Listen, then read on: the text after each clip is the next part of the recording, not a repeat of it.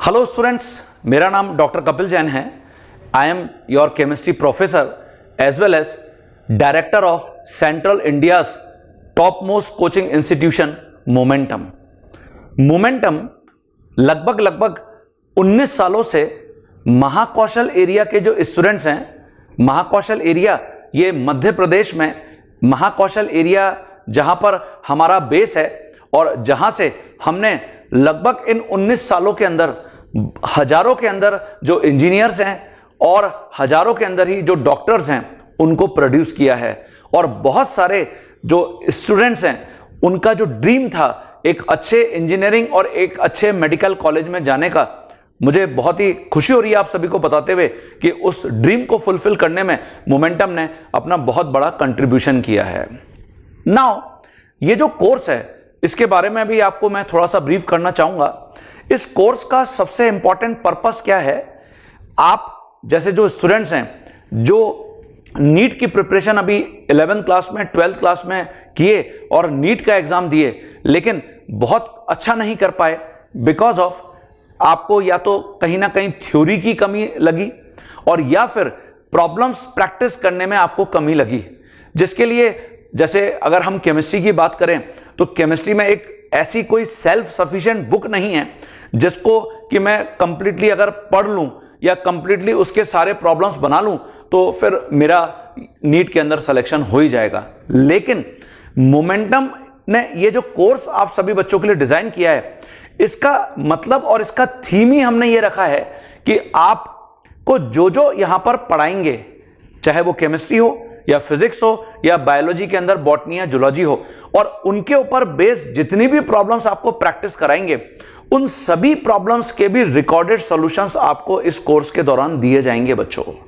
तो आप उन सभी क्वेश्चंस को पहले अपने लेवल पर प्रैक्टिस कर सकते हैं क्योंकि रिकॉर्डेड लेक्चर्स हैं, वीडियो पॉज करके आप प्रैक्टिस कर सकते हैं और फिर हमारे स्टैंडर्ड सॉल्यूशन से, वो चाहे केमिस्ट्री हो, फिजिक्स हो, बॉटनी हो या जूलॉजी हो, आप अपने स्टैंडर्ड सॉल्यूशन को हमारे सॉल्यूशन से मैच करके देख सकते हैं कि कहां पर आपने एरर कर दी। तो इस प्रकार का कॉन्सेप्ट अभी तक मुझे लगता है कि भारत में किसी भी दूसरे इंस्टीट्यूट ने लॉन्च नहीं किया है। तो मैं ये होप कर रहा हूं कि ये जो कोर्स हमने आप सभी बच्चों के लिए डिजाइन किया है, आप सभी को आगे बहुत ज्यादा बेनिफिट मिलने जा रहा है। आप देखिए, अगर आपको और इस कोर्स से संबंधित कोई भी जानकारी पूछनी है तो ये जो स्क्रीन पर आपको नीचे नंबर दिख रहे हैं, आप इन नंबर के ऊपर व्हाट्सएप कर सकते हैं अपना नाम, आप अपना स्कूल का नाम और जिस जगह पर भी आप रह रहे हैं भारत के अंदर, आप उसको व्हाट्सएप करके, और ये जो नंबर आपको फ्लैश हो रहे हैं आप इस नंबर पर सीधे कॉल करके भी इस कोर्स के बारे में और डिटेल इंफॉर्मेशन ले सकते हैं। ठीक है बच्चों, तो मैं जो आपका केमिस्ट्री प्रोफेसर हूं डॉक्टर कपिल जैन, मैं यहां पर आज से आपको जो चैप्टर नंबर 1 है वो पढ़ाना स्टार्ट करूंगा। देखिए, केमिस्ट्री के अंदर ऑलरेडी हम जानते ही हैं कि फिजिकल केमिस्ट्री है, ऑर्गेनिक केमिस्ट्री है, इनऑर्गेनिक केमिस्ट्री है। फिजिकल केमिस्ट्री के अंदर जो आपके मेन चैप्टर्स हैं जैसे कि आपका एटॉमिक स्ट्रक्चर है या periodic table and periodicity in properties है, केमिकल बॉन्डिंग है, मोल कॉन्सेप्ट जिसको मैं स्टाइशियोमेट्री नाम देता हूं, रिडॉक्स रिएक्शन, ये आपके ऐसे चैप्टर्स हैं जो जर्नल केमिस्ट्री है। जर्नल केमिस्ट्री का मतलब ये हुआ कि हर जगह ये आपके केमिस्ट्री में फ्रीक्वेंटली यूज होते हैं बच्चों। मैं सही बोल रहा हूं, आपको समझ में आ रहा होगा। और इसके बाद फिजिकल केमिस्ट्री के अंदर जो पोर्शन है या ऑर्गेनिक केमिस्ट्री के अंदर जो पोर्शन है या इनऑर्गेनिक केमिस्ट्री के अंदर पोर्शन है, हम किसी भी एरिया में बहुत कंफर्टेबली फिर अप्रोच कर सकते हैं इन चैप्टर्स को पढ़ने के बाद। तो मैं आपके साथ सबसे पहले आज से स्टार्ट करूंगा एटॉमिक स्ट्रक्चर। आपको करना यह है कि जो भी पॉइंट्स मैं आपको यहां पर बताऊंगा वो सब आपको अपने सामने, जो भी आप रजिस्टर लिखे हुए हैं, जो भी रजिस्टर है उसके अंदर आप ये सारे नोट्स को ढंग से मेंटेन करते जाएंगे। ठीक है, और प्लस जो भी मैं क्वेश्चंस आपको प्रैक्टिस कराऊंगा वो क्वेश्चंस आप प्रैक्टिस करते जाएंगे। तो देखिए, मैं यहां पे लिख रहा हूं atomic structure.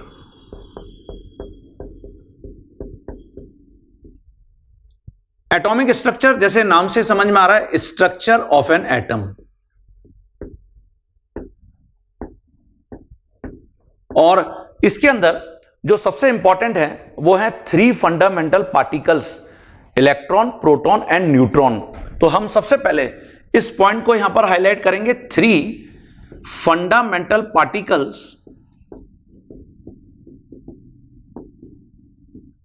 Particles of an atom.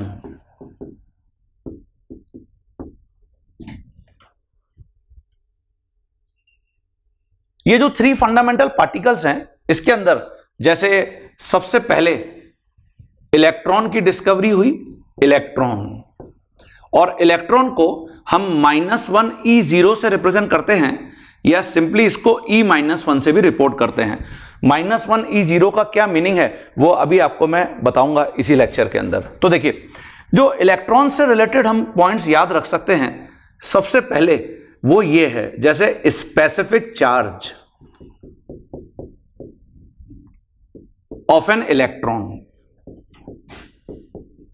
ये जो स्पेसिफिक चार्ज है स्टूडेंट्स, इसका मतलब है E/m रेशियो। ये देखिए, चार्ज और मास का रेशियो, ये जो वैल्यू होती है, ये इलेक्ट्रॉन के लिए हमेशा हम डिफाइन करते हैं 1.76 इंटू 10⁸ कूलम पर ग्राम। आप देख रहे हैं यहां पर मैंने नेगेटिव साइन एसोसिएट कर रखा है इस वैल्यू के साथ, क्योंकि इलेक्ट्रॉन नेगेटिवली चार्ज होता है, इसलिए this value is negative. Why we call specific, ये भी आपको अभी मैं क्लियर करता हूं। इसको हम इक्वेशन नंबर 1 मेंशन कर सकते हैं। तो मैं इस कोर्स में मेनली वो पॉइंट्स को हाईलाइट करूंगा जो आपके नीट एग्जाम में आपको फ्रीक्वेंटली देखने को मिल सकते हैं स्टूडेंट्स। ओके, तो सबसे पहले हम इलेक्ट्रॉन, प्रोटॉन और न्यूट्रॉन से रिलेटेड क्या क्या इंफॉर्मेशन आपको पूछने को मिल सकती है, देखने को मिल सकती है, और फिर मैं इनसे रिलेटेड प्रॉब्लम्स भी आपको अटेम्प्ट करके बताऊंगा। तो यहां पर स्पेसिफिक चार्ज इलेक्ट्रॉन का हमेशा हम 1.76 इंटू 10⁸ कूलम पर ग्राम रिपोर्ट करते हैं। देन ये जो इलेक्ट्रॉन है, जिसको सबसे पहले डिस्कवर किया गया, सर रॉबर्ट मिलिकन ने इस पार्टिकल के ऊपर कितना चार्ज है वो डिफाइन किया, चार्ज ऑन एन इलेक्ट्रॉन। ये देखिए, इलेक्ट्रॉन के ऊपर चार्ज, ये सर रॉबर्ट मिलिकन ने डिफाइन किया था।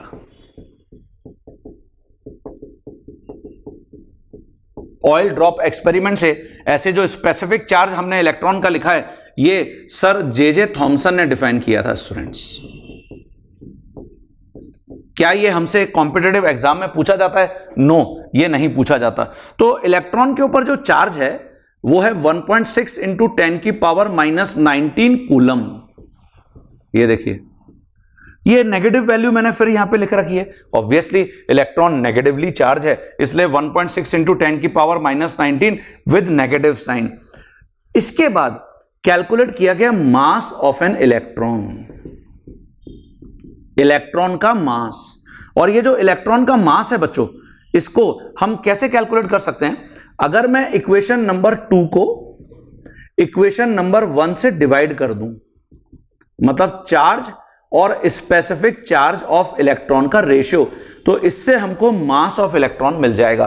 तो ये वैल्यू आ जाएगी -1.6 इंटू 10⁻⁻19 कूलम और divide by 1.76 into 10⁸ coulomb per ग्राम।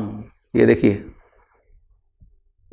तो जब आप इसको सॉल्व करते हो, यू विल फाइंड रिजल्ट आता है 9.1 इंटू 10⁻⁻28 ग्राम, या we can write in kilogram also. तो हम इसको ऐसे लिख सकते हैं 9.1 इंटू 10⁻31 किलोग्राम। ये देखिए, इसको हम इक्वेशन नंबर 3 बोल देते हैं। एग्रीड? तो जब आप इलेक्ट्रॉन को सोचते हैं एटम के अंदर, तो ये 3 इंपॉर्टेंट इंफॉर्मेशन आपको हमेशा याद होनी चाहिए, specific charge, charge and mass of electron. Okay, इसके बेसिस पर केमिस्ट ने फिर पॉजिटिव चार्ज पार्टिकल को सोचा, प्रोटॉन को, जिसको डिफाइन करने का क्रेडिट जाता है सर गोल्डस्टीन को। तो प्रोटॉन, जो प्रोटॉन है, इसको हम +1 P1 से रिप्रेजेंट करते हैं, या सिंपली P+ से भी रिप्रेजेंट करते हैं स्टूडेंट। ये प्रोटॉन है। तो प्रोटॉन, जैसे अभी हमने इलेक्ट्रॉन से रिलेटेड इंफॉर्मेशन लिखा, सबसे पहला information specific charge, specific charge of a proton. तो अगर हम स्पेसिफिक चार्ज लिखेंगे यहां पे, it means E by M ratio, तो ये वैल्यू इतनी है E बाय एम की। देखिए ये है प्लस, यहां पे हम लिखते हैं 9.5 इंटू 10 की पावर 4 कूलम पर ग्राम। क्या ये वैल्यू हमको याद रखनी चाहिए क्या? हां, इसलिए तो मैं आपको बता रहा हूं, ये वैल्यूज हमको याद रखनी चाहिए। और अगर हम इसको किलोग्राम में लिखेंगे तो 9.5 इंटू 10 की पावर 7 कूलम पर किलोग्राम हो जाएगा ये। तो इसको हम इक्वेशन नंबर 4 बोल देते हैं स्टूडेंट। ओके, 9.5 इंटू 10 की पावर 7 कूलम पर किलोग्राम। इसकी जगह जैसे अगर हम बात करते हैं यहां पे चार्ज की, चार्ज ऑन प्रोटॉन, तो इसको हम डिफाइन कर सकते हैं कि इक्वल एंड अपोजिट चार्ज। जितना इलेक्ट्रॉन के ऊपर चार्ज है उतना ही प्रोटॉन के ऊपर चार्ज होगा विद अपोजिट साइन, तभी तो एटम इलेक्ट्रिकल न्यूट्रल होता है। तो यहां पर यह वैल्यू हो जाएगी प्लस 1.6 इंटू 10 की पावर माइनस 19 कूलम। ये देखिए स्टूडेंट्स, तो हम इसको बोल देते हैं इक्वेशन नंबर 5, और इसके बेसिस पर हम कैलकुलेट कर सकते हैं मास of proton. Mass of proton, तो मास ऑफ प्रोटॉन के लिए अगेन हम सेम करेंगे, यहां पे इक्वेशन नंबर जो 5 है उसको इक्वेशन नंबर 4 से डिवाइड कर देंगे। तो चार्ज और स्पेसिफिक चार्ज का रेशियो, तो चार्ज कितना है, यह है प्लस 1.6 इंटू 10 की पावर माइनस 19 कूलम, और यहां पे जो E बाय एम रेशो है वो है प्लस 9.5 इंटू 10 की पावर 4 कूलम पर ग्राम। तो कूलम से कूलम कैंसिल हो जाएगा और आपको इससे क्या मिल जाएगा, मास of proton. Mass of proton, तो मास ऑफ प्रोटॉन इसको हम एमपी से रिप्रेजेंट कर देते हैं। यह वैल्यू आएगी 1.67 इंटू 10 की पावर माइनस 24 ग्राम, या 1.67 इंटू 10 की पावर माइनस 27 किलोग्राम। ये देखिए, इसको हम इक्वेशन नंबर 6 बोल देते हैं। ये जो वैल्यू है स्टूडेंट्स, ये स्मॉलेस्ट मास है, इसको डिफाइन किया गया है 1 यूनिट मास, मतलब ऐसा माना गया है कि इससे छोटा मास नहीं होता। तो फिर आप देखेंगे कि इलेक्ट्रॉन का मास तो प्रोटॉन के मास से छोटा है, तो इसीलिए यह मान लिया जाता है कि इलेक्ट्रॉन का मास क्या है, नेग्लेजिबल, क्योंकि यहां 10 की पावर माइनस 28 ग्राम है और वहां 10 की पावर माइनस 24 ग्राम है। तो इस मास को 1 एटॉमिक मास यूनिट बोलते हैं, 1 एटॉमिक मास यूनिट। इसको हम AMU से एब्रीवेट करते हैं। एक और बहुत इंपॉर्टेंट इंफॉर्मेशन, ये mass of 1 atom of hydrogen भी होता है। Okay, it is also equal to mass of 1 atom of hydrogen. ये देखिए, ये हाइड्रोजन के एक एटम का मास है। इसीलिए केमिस्ट ने एक फंडा बना रखा है, क्या, ये हम ऑलरेडी पढ़ते हुए आते हैं कि proton is also represent as, ये देखिए प्रोटॉन को हम ऐसे भी रिप्रेजेंट करते हैं, कैसे, H प्लस। क्यों रिप्रेजेंट कर रहे हैं, because mass of 1 proton is equal to mass of 1 atom of hydrogen, mass of 1 atom of hydrogen. Okay, and proton carries 1 unit positive charge, 1 unit positive charge. ये देखिए students, ये 1 unit positive charge का क्या मतलब है, actually ये जो value है 1.6 इंटू 10 की पावर माइनस 19 कूलम, ये सिंपलेस्ट या स्मॉलेस्ट चार्ज डिफाइन किया गया है। स्मॉलेस्ट चार्ज मतलब इससे छोटा charge according to sir Robert Millikan किसी भी पार्टिकल पे प्रेजेंट नहीं हो सकता। तो क्योंकि ये स्मॉलेस्ट चार्ज है, इसलिए इसको हम हमेशा डिफाइन करते हैं कि 1 यूनिट चार्ज। तो ये 1 यूनिट नेगेटिव चार्ज है फॉर इलेक्ट्रॉन, और ये 1 यूनिट पॉजिटिव चार्ज है, 1 यूनिट पॉजिटिव चार्ज। और ऑब्वियस है कि 10 की पावर -19 है, अगर आप इसको डिनोमिनेटर में लाओगे और 1.6 से डिवाइड करोगे तो आप खुद इमेजिन कर सकते हो कि कितने जीरो लगेंगे डेसिमल के बाद। डेसिमल फिर 0.000000000, मतलब it is very very small charge. इसलिए डिफाइन किया गया है कि ये स्मॉलेस्ट चार्ज 1 यूनिट चार्ज है, इससे छोटा चार्ज किसी भी पार्टिकल पर नहीं हो सकता मैटर की किसी भी फॉर्म में। एग्रीड? ओके, क्लियर है सभी बच्चों को? तो यहां तक आपने ये जो इंफॉर्मेशन है इसको समझ लिया। ये आपको डेटा हमेशा याद होने चाहिए। अब ऑब्वियसली जैसे प्रोटॉन है और इलेक्ट्रॉन है, ये तो एटम की न्यूट्रलिटी के लिए सफिशिएंट थे, लेकिन लेटर स्टेजेस में, मतलब after the discovery of proton, just 50 years के बाद न्यूट्रॉन की डिस्कवरी हुई। न्यूट्रॉन क्योंकि चार्जलेस पार्टिकल था, इसलिए इसको डिटेक्ट करना केमिस्ट के लिए बहुत ही डिफिकल्ट था। बट लेटर स्टेजेस में न्यूट्रॉन को सर जेम्स चैडविक ने डिफाइन किया। तो जो इलेक्ट्रॉन है उसमें mainly contribution sir William Crookes का है, as well as sir J Thomson का है। यहां प्रोटॉन में सर गोल्डस्टीन, ये गोल्डस्टीन का कॉन्सेप्ट है। और जो न्यूट्रॉन की डिस्कवरी है उसमें सर चैडविक का कंट्रीब्यूशन है। तो सबसे पहले इसको डिक्टेट कर लीजिए, यहां पे कुछ पॉइंट्स और मेंशन करेंगे। देखिए स्टूडेंट्स, जैसे इसकी जगह जो थर्ड फंडामेंटल पार्टिकल है न्यूट्रॉन, जैसा भी आपको मैंने बताया कि सर जेम्स चैडविक का कंट्रीब्यूशन है इसके अंदर। Neutron is always represented as 0n1, और ये जेम्स चैडविक का कंट्रीब्यूशन है इसमें।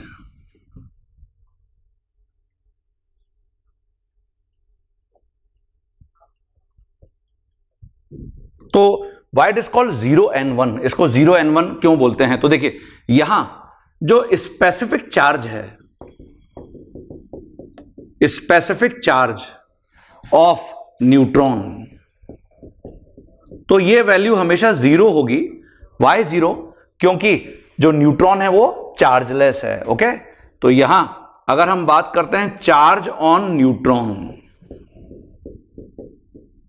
तो ये 0 है, चार्जलेस पार्टिकल है ये देखिए। What is its mass? इसका मास क्या है? तो देखिए इसका जो मास है वो डिफाइन किया गया है, mass of neutron is always equal to mass of proton.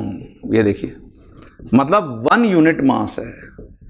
It means atomic mass unit 1.67 into 10 की पावर -24 ग्राम, या 1.67 इंटू 10 की पावर -27 किलोग्राम। देखिए स्टूडेंट्स, क्लियर है क्या सभी बच्चों को? तो जब हम न्यूट्रॉन की बात कर रहे हैं तो न्यूट्रॉन के लिए ये डेटा सबसे इंपॉर्टेंट है कि न्यूट्रॉन का मास कितना होता है। तो अब जो हमने यहां पर एटम को रिपोर्ट किया था, इसके अंदर हमने 3 पार्टिकल्स मेंशन कर लिए। इलेक्ट्रॉन, इसको हमने रिप्रेजेंट किया है -1 E0 से।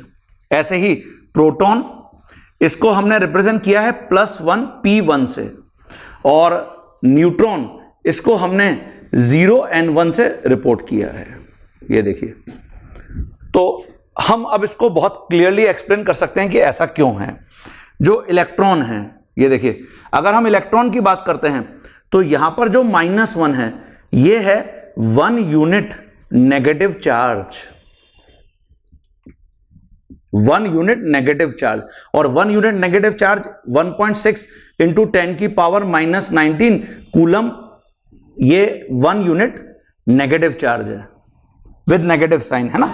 ऐसे ही अगर मैं बात करता हूं यहां पे 0 की, तो 0 का मतलब स्टूडेंट है negligible mass.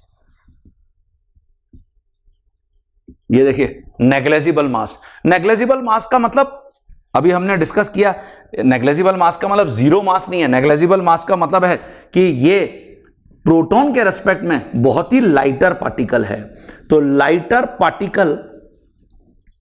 Particle with respect to proton और न्यूट्रॉन। ये देखिए, तो यहां ये हमने इलेक्ट्रॉन के रेस्पेक्ट में रिप्रेजेंट कर दिया कि why we assign this symbol -1 E0। तो -1 रिप्रेजेंट व्हाट? चार्ज, और 0 रिप्रेजेंट व्हाट? Negligible mass. ऐसे ही अगर हम प्रोटॉन के लिए लिखते हैं तो प्रोटॉन के लिए +1, इसका मतलब 1 unit positive charge,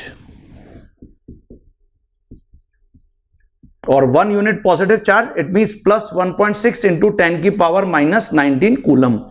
similarly 1 is represent what? Answer है 1 unit mass, and 1 unit mass it means 1.67 into 10 की पावर -24 ग्राम। ये देखिए, ओके। और तो इसलिए हम प्रोटॉन को +1 P1 से रिपोर्ट करते हैं।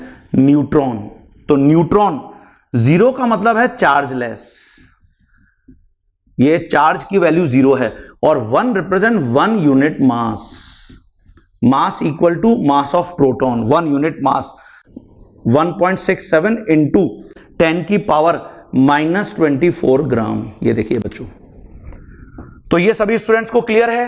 अच्छा, यहां आप इस पिक्चर में देखिए, इसके साथ साथ जो एटम्स के अंदर कुछ और पार्टिकल्स को डिस्कवर किया गया लेटर स्टेजेस में, वो भी मैंने यहां पर इंडिकेट किए हैं।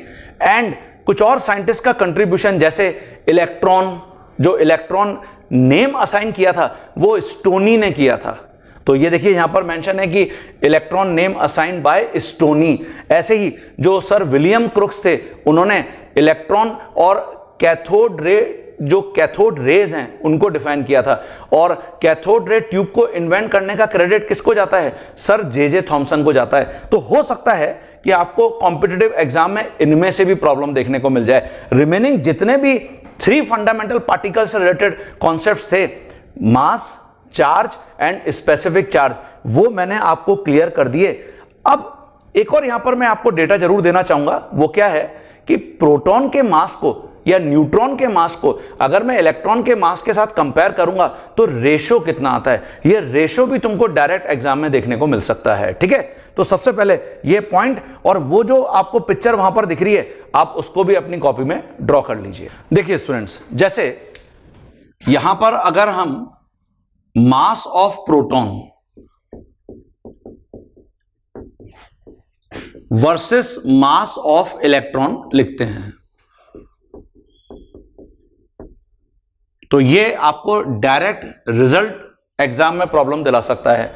जो प्रोटॉन का मास हमने लिखा और इलेक्ट्रॉन का मास लिखा, तो प्रोटॉन का मास हमने कितना लिखा? हमने लिखा ये 1.67 इंटू 10 की पावर -24 ग्राम, और इलेक्ट्रॉन का मास कितना लिखा?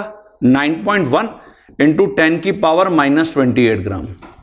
अगर हम इसको सॉल्व करते हैं तो वी विल फाइंड रिजल्ट आता है 1837, जिसको हम नियरली 1840 मान लेते हैं। ओके, तो इससे यहां पर ये कंक्लूजन निकल के सामने आता है कि जो प्रोटॉन है वो 1840 टाइम्स हैवियर है इलेक्ट्रॉन के रेस्पेक्ट में, मतलब 1840 टाइम्स हैवियर पार्टिकल।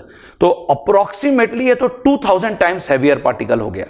तो आप इसको बिल्कुल ऐसा मान सकते हैं कि प्रोटॉन इतना है तो इलेक्ट्रॉन इससे भी बहुत छोटा पार्टिकल है। इसलिए केमिस्ट ने इलेक्ट्रॉन के मास को क्या कर दिया है विद रिस्पेक्ट टू प्रोटॉन या न्यूट्रॉन? नेग्लेक्ट कर दिया है, नेग्लेजिबल मास, है ना। तो वी कैन से प्रोटॉन, या आप इसकी जगह न्यूट्रॉन भी लिख सकते थे। न्यूट्रॉन इज 1840 टाइम्स, अगर एग्जाम में आपको 1837 ही मिलता है तो well and good, otherwise 1840 times heavier than electron. Agreed?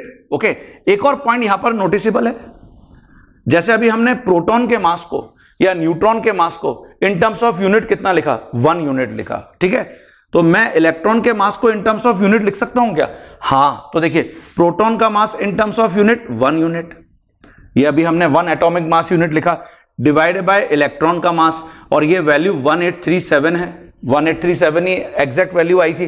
तो दिस इंप्लाइज दैट अगर आप इलेक्ट्रॉन के मास को लिखोगे तो 1000 837, ये देखिए डिनोमिनेटर में चला गया, मतलब इलेक्ट्रॉन का mass in terms of unit 1/1837 unit हो गया। ये देखिए, तो ये बहुत इंपॉर्टेंट रिजल्ट है स्टूडेंट्स, ये आपको एग्जाम में प्रॉब्लम दिला सकता है, ये बहुत इंपॉर्टेंट रिजल्ट है।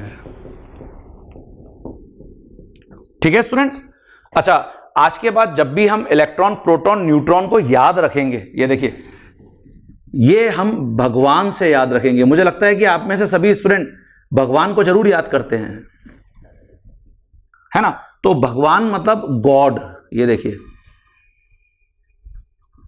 गॉड। तो आप सोचेंगे कि सर ये गॉड का क्या मीनिंग है। जी का मतलब यहां पर है जनरेटर,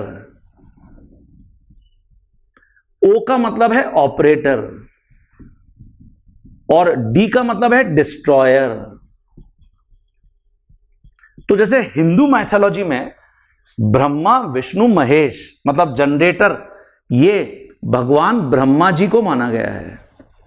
ऐसे ऑपरेटर भगवान विष्णु जी को माना गया है, और डिस्ट्रॉयर मतलब सबका विनाश करने वाले शिव भगवान है, महेश। तो केमिस्ट्री में जो ब्रह्मा जी हैं उसका रोल प्रोटॉन प्ले करता है। ये देखिए, आप सोचेंगे कैसे भाई, ब्रह्मा जी हम सबको बनाने वाले माने गए। तो केमिस्ट्री में अगर आप हाइड्रोजन में एक प्रोटॉन ऐड करोगे तो नया एटम बन जाएगा हीलियम। हीलियम में आप एक प्रोटॉन ऐड करोगे तो नया एटम बन जाएगा लिथियम। लिथियम में एक प्रोटॉन ऐड करोगे तो बेरिलियम। लेकिन सिर्फ जनरेट करने से तो कुछ नहीं होगा। मॉर्निंग से लेकर इवनिंग तक जितने भी कंपाउंड्स हमारे सामने आते हैं उसमें सब में इलेक्ट्रॉन का इन्वॉल्वमेंट होता है। कैसे? ये देखिए, विष्णु जी मैंने माना है इलेक्ट्रॉन को। आप सोचेंगे कि सर इलेक्ट्रॉन कैसे है? जैसे बहुत ही अच्छा एग्जांपल है सोडियम क्लोराइड। तो सोडियम क्लोराइड कैसे बनता है? जब सोडियम में से एक इलेक्ट्रॉन सब्ट्रैक्ट होता है तो सोडियम कैटायन, और जब क्लोरीन में एक इलेक्ट्रॉन ऐड होता है तो Cl- आयन। ये देखिए, तो ये दोनों आपस में कंबाइन होकर क्या बनाते हैं? Sodium chloride. ये देखिए बच्चों, तो without electron there is no compound in chemistry, either by transference of electron और बाय शेयरिंग ऑफ इलेक्ट्रॉन्स हमको डिफरेंट कंपाउंड्स मिलते हैं। और डिस्ट्रॉयर, तो ऑब्वियसली जब हम पैदा हो गए, बड़े हो गए, डॉक्टर बन गए और आगे हमने अपनी सोसाइटी के लिए बहुत अच्छा काम कर लिया, तो एट द एंड जब 80-90 साल के हो जाते हैं तो फिर भगवान बोलते हैं बेटा बस बैक टू पवेलियन, वापस आ जाओ। तो देखिए, जो शिव हैं ये हमारे न्यूट्रॉन को मैं रोल देता हूं। न्यूट्रॉन एक्चुअली जो न्यूक्लियर फिजन है, न्यूक्लियर फ्यूजन है, उसमें हाई अमाउंट ऑफ एनर्जी के साथ न्यूट्रॉन का एमिशन होता है, और ये इतनी ज्यादा एनर्जी है कि विद इन अ सेकेंड हम अर्थ के मैक्सिमम पार्ट को डिस्ट्रॉय कर सकते हैं। लेकिन केमिस्ट अच्छे कामों में इस एनर्जी को यूज करते हैं, तो इसलिए न्यूट्रॉन डिस्ट्रॉयर का रोल प्ले कर रहा है। जो हिंदू मैथोलॉजी में कौन प्ले कर रहा है? भगवान शिव या महेश भगवान। तो हम आज के बाद किसी भी भगवान को याद करें, जनरेटर, ऑपरेटर, डिस्ट्रॉयर को याद कर रहे हैं, मतलब प्रोटॉन, इलेक्ट्रॉन एंड न्यूट्रॉन को याद कर रहे हैं। ठीक है बच्चों, तो हम इन तीनों पार्टिकल्स को याद रखते हुए आगे केमिस्ट्री में बहुत इंपॉर्टेंट जर्नी को ट्रेवल करने जा रहे हैं। तो मैं ये होप कर रहा हूं कि इस लेक्चर में जितने भी पॉइंट्स आपको मैंने बताए वो सब आपको क्लियर हो गए, और अब जो अगला लेक्चर आप मेरा देखने जा रहे हो उसके अंदर मैं आपको बताऊंगा इनसे रिलेटेड किस टाइप की प्रॉब्लम्स पूछी जा सकती हैं, स्पेसिफिक चार्ज का कॉन्सेप्ट कैसे पूछा जा सकता है। तो हम उसको अब नेक्स्ट लेक्चर में एंजॉय करेंगे, तो ये नोट कर लीजिए।